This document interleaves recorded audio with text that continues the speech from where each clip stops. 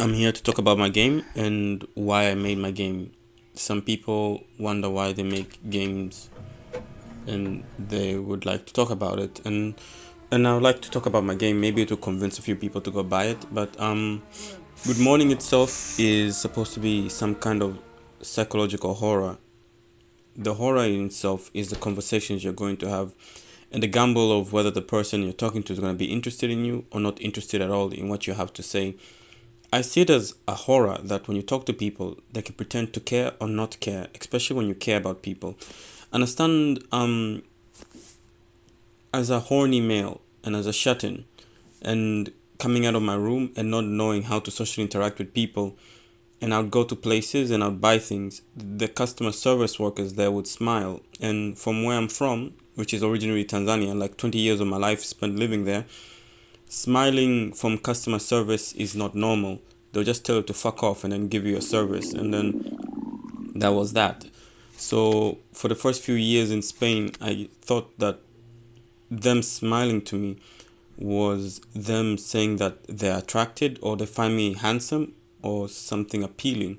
So that built my narcissism. And then the older I got, or the more time I spent around people, the more I realized, well, that's not true. It's not true at all. I'm not this handsome and charming person. And then I got social anxiety. The anxiety built up and it built up, and then I had the phobia of talking to people and being honest and open while the person pretends to care about me, because that's just customer service. They'll say, yeah, yeah, we care, while not caring. It's understandable why they don't care. They're busy, they have to pay bills, they have to do this, they're having problems. Being human is having problems. The problem is when you're in your head, understanding other people's problems is so tough that it becomes a phobia that you feel like you're being abused just because your problems are not understood.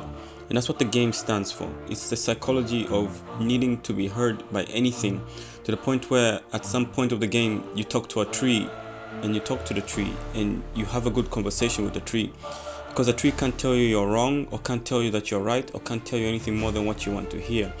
But the game itself has you talking to social customer. Sorry, social customer, yeah, a social customer worker, customer service, a social worker. And she talks to you as if she cares. And it's in the morning. And the only thing she has for you is good morning. And that's the only thing that's the truth. Good morning.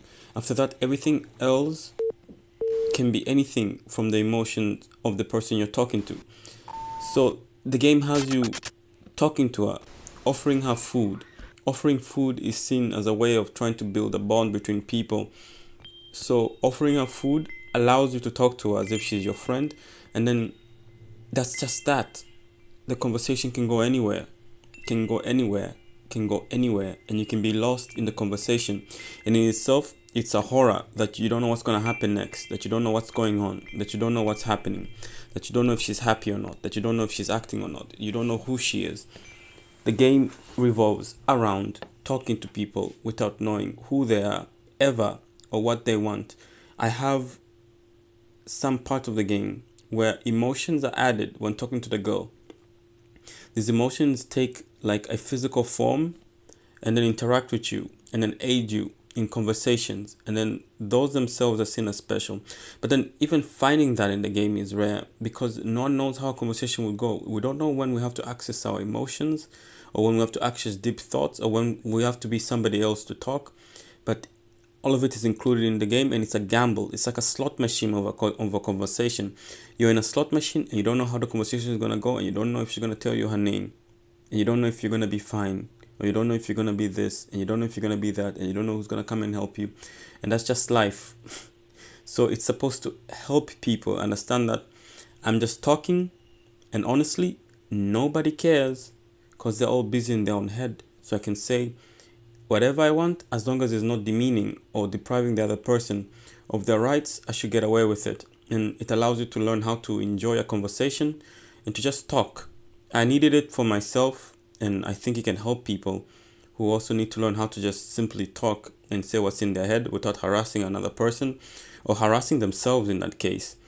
And sometimes the only thing you need to hear or you need to see is a good morning, and that's enough for the rest of the day. And that's my game. This was a dev talk on why I made the game. I thought I had to do it at one point because We all have to do it at one point when the game itself doesn't make sense.